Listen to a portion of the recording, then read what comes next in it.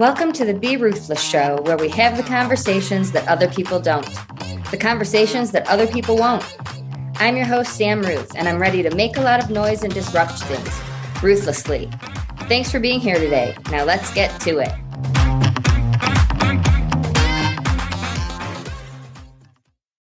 Welcome back to the Be Ruthless Show.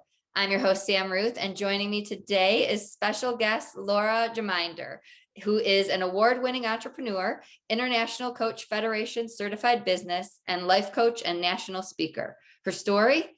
She survived a quarter-life crisis, made friends with her fear, set a few goals to help her leave her corporate HR job after 14 years, and set out to make an impact in the world.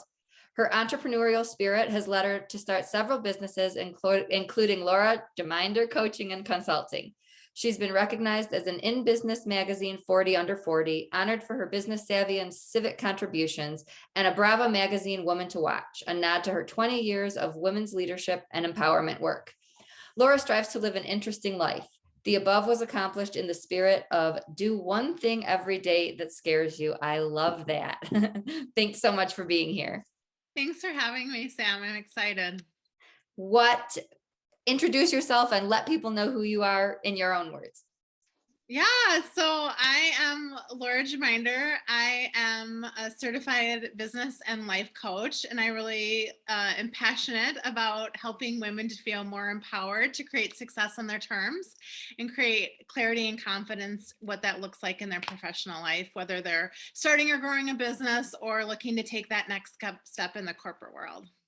Love that. Love empowering women. And you've overcome a lot. So talk about that. That's where my audience lies. Oh, big sigh, right? Take that in. Yes. And I have overcome a lot. With you reading my bio, I have that piece in there about really harnessing my fear to make a really big leap of faith. And so that's something that really touches my heart, because for so long I was really very scared of the world, like jokingly say, like scared of my own shadow. And that had been because when I was a child, we had, kind of like probably a lot of the neighborhoods that your listeners here have experienced, but we played with the neighborhood kids and we helped the older neighborhood residents mow their lawn, or we climbed their trees. And it was my parents' dream house. We had this beautiful house, and we'd been in the same neighborhood for probably at least like 10 years. And I gotten to know the elderly couple next door very well, to the point that they were like grandparents to me. They had some grandchildren. One in particular was a girl that was a year older than me, and she was so cool. And I really idolized her, and just, would spend like a ton of time with them. And one day I remember having to run over there. It was right before my birthday, probably, I think I was like 12, like 7th grade, maybe. No, 8th grade. It was 8th grade. And so one day my mom had me like run something over there and didn't think anything of it. And it just happened to be that the wife was out running errands. And so I come in to drop off whatever my mom had asked me to bring over. And the neighbor had backed me into a corner, started kissing me and touching my breasts. And I can't even tell you how much shock I was in. Like I said, like we had known these people for like 10 years. And just in that moment, like my trust in the world was broken. I pushed him off me, ran home. And it was a secret I kept for a very long time. It happened in October, and I didn't tell anyone until probably May of that next year, when I was graduating from 8th grade, and we were going to have a celebration, friends and close family, and they were on the invite list. And I was like, no, I don't want them to come. And my parents were like, here's what politeness means, and taught me, they said, these are the neighbors, we're inviting the neighbors on the other side. Unless you would have a good reason, that's not really good manners. And so they've forced me in some ways to say, because it was like, there's no way these people are coming to my party. Thank goodness they forced you. Yeah, absolutely. Because honestly, that approximate 6 months of my life was so hard because I have 2 younger sisters. So every day I was doing everything I could to make sure that nothing like that happened to my little sisters. And that's what this show is. This is the conversations that people don't have. You did nothing wrong, but you felt like you had to keep it private. And anybody struggling, anybody in any situation that makes you uncomfortable, you are not at fault, and letting somebody in is such a huge first step. Yeah, absolutely. There's also the fear of how, if I tell someone, how will people react? I don't want to go to the police. They're going to make me. Yeah. How did? Yeah, I wasn't sure. And honestly, I was so emotionally conflicted too, because these are people I cared so much about, right? It wasn't just about this creepy old guy next to me. It was also the fact that like I had a great relationship with his wife. I adored his granddaughter. You know, I knew some of his other grandchildren, some of their parents. I mean, I knew the extended family. And it just was one of those things where, you know, my parents were very surprised. I mean, they knew it was something significant that I didn't want them there. You know, they were surprised, they were supportive.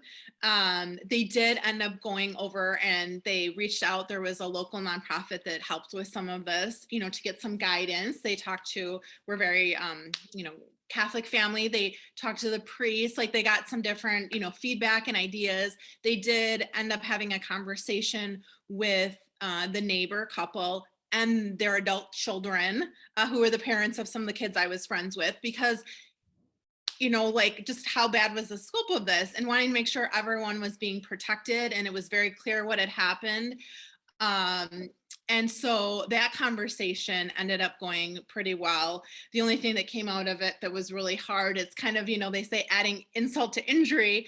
And my heart still breaks to say this, but the wife had been a victim. She had been molested as a child too. And so her thing was like, oh, I had it happen to me. It's not a big deal. Who cares?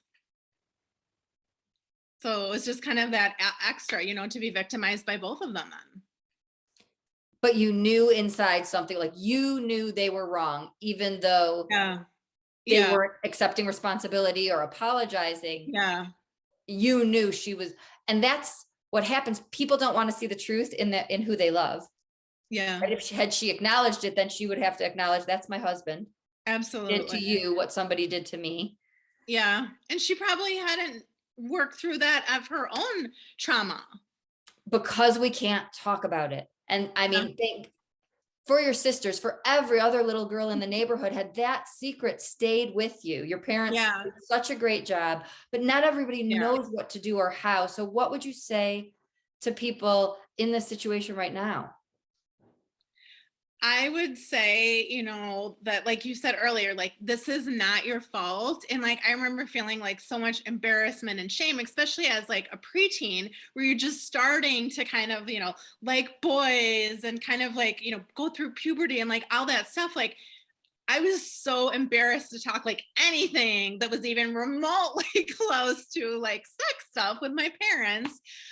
You know, so there was a piece of that too, right? So like anyone that has gone through this, like find someone that you trust. And thank God I have had a really great relationship with my parents, so that I had this idea, if I did tell them, I knew they would believe me. But some people are out there not sure, right? So then maybe find a favorite aunt, or maybe you have a teacher that's really made a difference in your life, or a best friend, right? Like try to talk to people about it as much as like you can, to get the support that you need going through a hard time. I always say silence is the enemy, and having to keep that secret and deal with it by yourself. You're denying yourself feedback from people who can tell you this was not your fault. You are amazing, you know, so you're making it worse. So I love that. A best friend, an aunt, anyone. And to people who might be on the receiving end of that conversation, one thing I do with my clients is sometimes I'll say, do you want to sit back to back? Is there anything that might be easier to talk about if you're not looking right at me? And some people can write it and then hand me a letter. So you do not have to jump completely out of your comfort zone and do it in a way that doesn't feel good. You can find a way that you have to feel safe. Yeah. And if someone doesn't believe you, keep telling people till someone believes you and gives you the support that you need.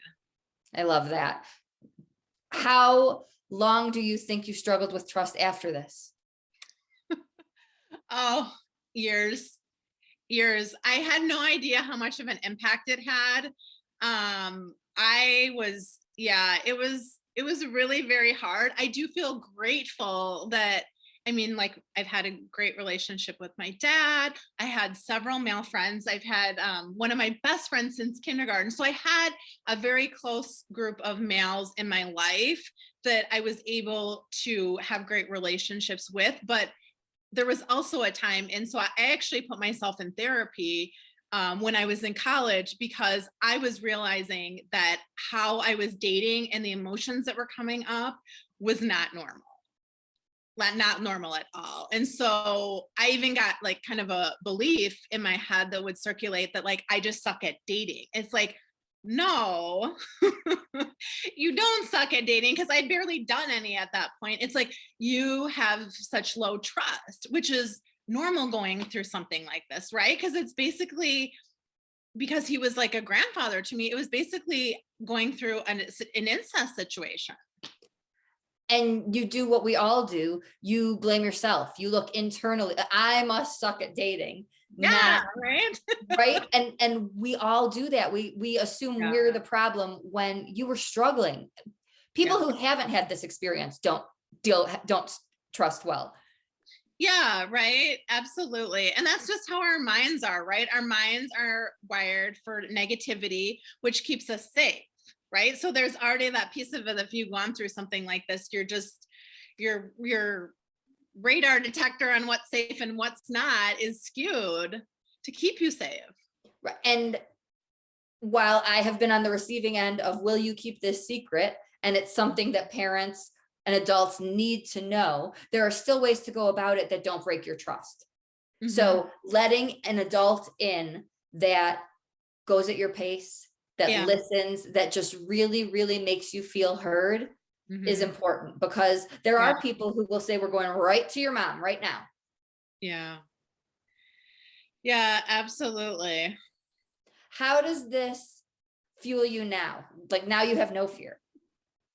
Well, I always say I do still have fear. I'm just better equipped to handle that. So instead of fearless one word, I'm fearless 2 words. I have less fear than I used to. But honestly, you know, just like everything has a silver lining, I really felt like this cultivated a high level of resilience in me. And so there was a very long time I didn't know myself. You know, I wasn't in the right career path. But once I set out to say, like, okay, I got to figure this out. No prince is coming riding in on his horse to save me. I'm trying to figure this out. I'm trusting the process. You know, I'm praying a lot. Things are going to happen. And, you know, a lot of building your confidence, a lot of minimizing the fear is to take action. So the day I decided that the life I was leading wasn't suited for me anymore and started taking action, everything changed.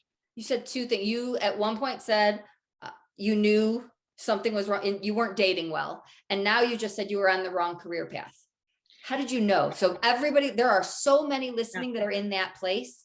Yeah. And this is what I didn't learn until too late in life. They ignore themselves and their own intuition, and they listen to all of the outside noise. So what clue did you have that made you say something? Well, with dating, I was just very uncomfortable. I was secretly relieved when even guys that I liked would not want to continue dating. There was always this like sigh of relief. I was picking guys who felt safe versus ones I maybe had like a lot of sexual chemistry with and connection. So it was kind of one of those things where, and just even at parties, right? Like, you're in college. Mine was one that always makes the list for the party school, but there was even that piece of it where it was like, I only felt safe going to parties if I was in like a group of friends. And so it just seemed like, as I started kind of thinking about and seeing my other friends, their lives and what some of their fears and concerns were, that mine was just very different than that. And then as far as the work piece, one of the tip-offs for me was like, I just kept feeling like I was in the wrong spot. Like I kind of joked that I had a quarter life crisis, but it was like everything about, and I think work is the easy thing to say. This doesn't seem like this is a good fit for me, but really at that point, everything in my life was off kilter. Like I felt like, how is this my life? Like nothing about this feels like good or natural or is like energizing. And so the tip off for me was I gotten very involved in a women's leadership group and it lit me up.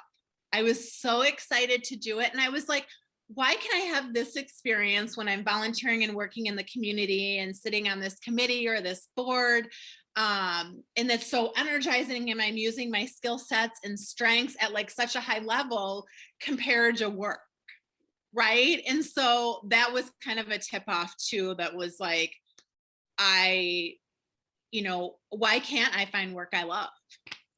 I love that you put it in an energy sense, because if something is draining and constantly exhausting us and we don't have that feeling that you got when you went to the leadership group, that's a clue. And we're not taught that.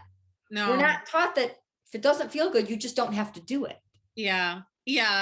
And, to be honest, like I have to say this, so it's a matter of public record, but my college internship turned into a job and I was there 14 years.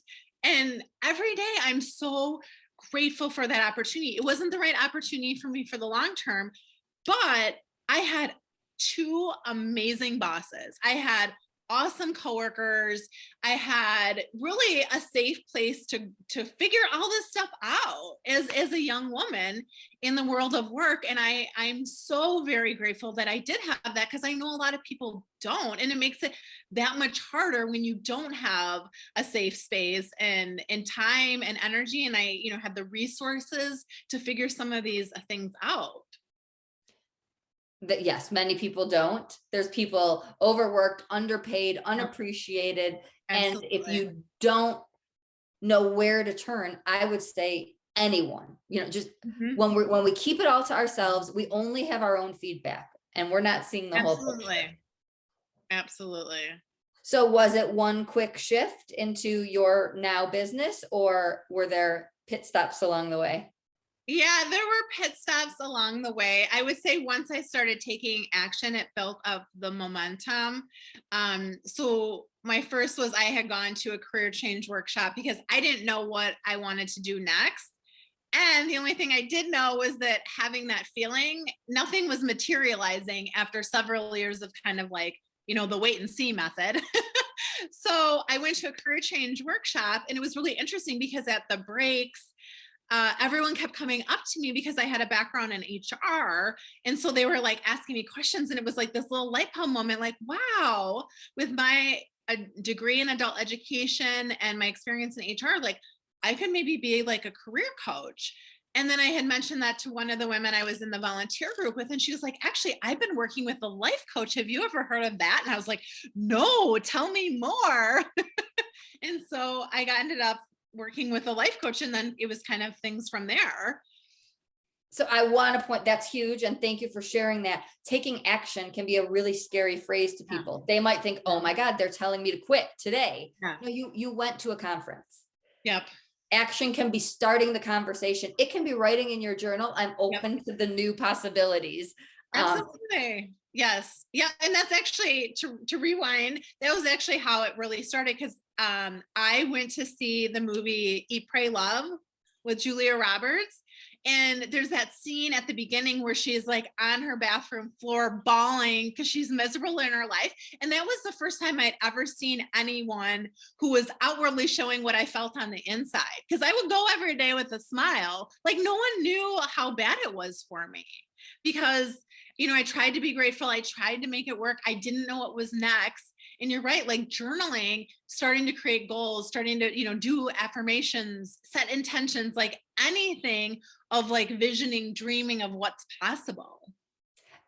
And this might be unfamiliar to you if you're listening. I used to laugh at these things, and now it's my life. I would never go a day without journaling and meditating and trusting the universe. But I laughed at that before. So if that sounds too big, what's a teeny bit smaller for you, because making that change and making yourself matter is when it does all start to show up. So it's not like I decided I wasn't happy and boom, the perfect job appeared. You still have to follow the path. Absolutely. Right. And like experiment. And even after that, when I did start coaching, I was on the side, I was still working corporate.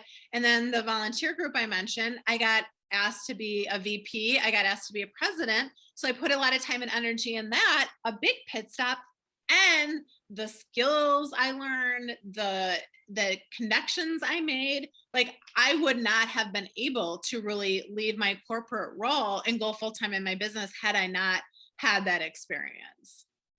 I love that. People might think you went from unhappy to happy, and they don't see everything that it takes to get there. Absolutely. Like you flip that switch, right? Like it's a light switch and you're like, the light's on, the light's off. No.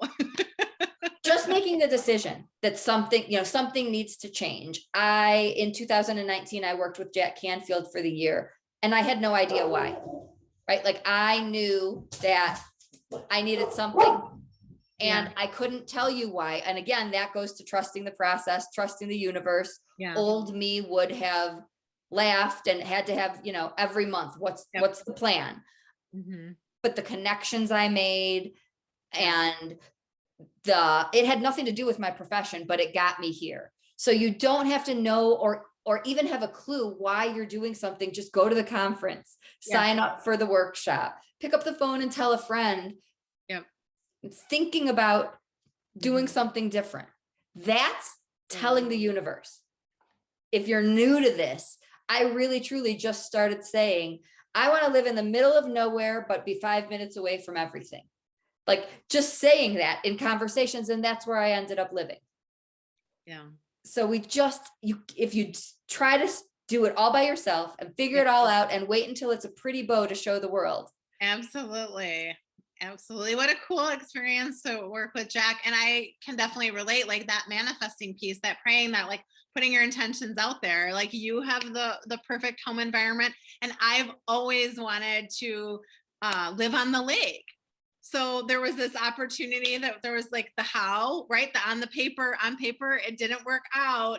And magically this month I've lived here 3 years, and it's every day I wake up to a beautiful sunset over the lake.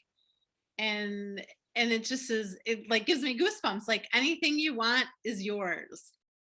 And I don't think we're taught the power of our voice.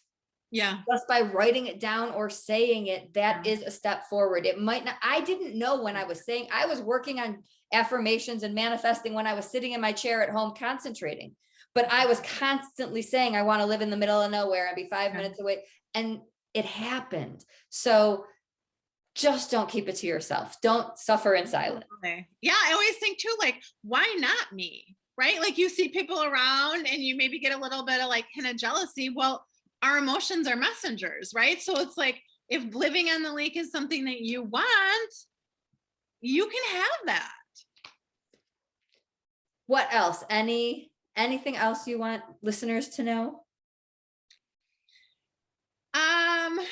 We've covered so much today. I would just say to trust yourself, right? Because it's even harder when you've had situations where it's broken trust, and that if you aren't where you want to be right now, know that anything's possible. It just comes down to you really believing and taking those small steps, those small actions. I love that. How can people connect with you? You can find me on the socials. I'm on Instagram a lot and LinkedIn, or I have a website, lauragmeinder.com. It's LAURA, G as in girl, M as in Mary, EIN as in Nancy, D as in dog, ER.com. And we'll put that in the show notes in case you're driving or you don't have a pen and paper. And can people reach out if they just connected with your story today? Absolutely. I would love that. Please do. Thank you so much. This is, again, a topic that is kept secret, not talked about. So the fact that you're willing to share it with so many means so much to me and this audience. So thank you for your story and your time, and everyone listening. Until next time, always be ruthless. Thanks so much for listening today. Your support means everything to me, truly. If this podcast resonates with you, please do me a favor and join in the Ruthless movement by making some noise and doing one of these 4 things. Subscribe so you don't miss an episode. Tell a friend so we can break stigmas even faster. Leave a review so people can see what you think of the show. And last, if you want to learn more about me and be a part of the Grief Hab community, please head on over to the Facebook group. We'd love to have you. Thanks again for spending your time with us, and see you next week.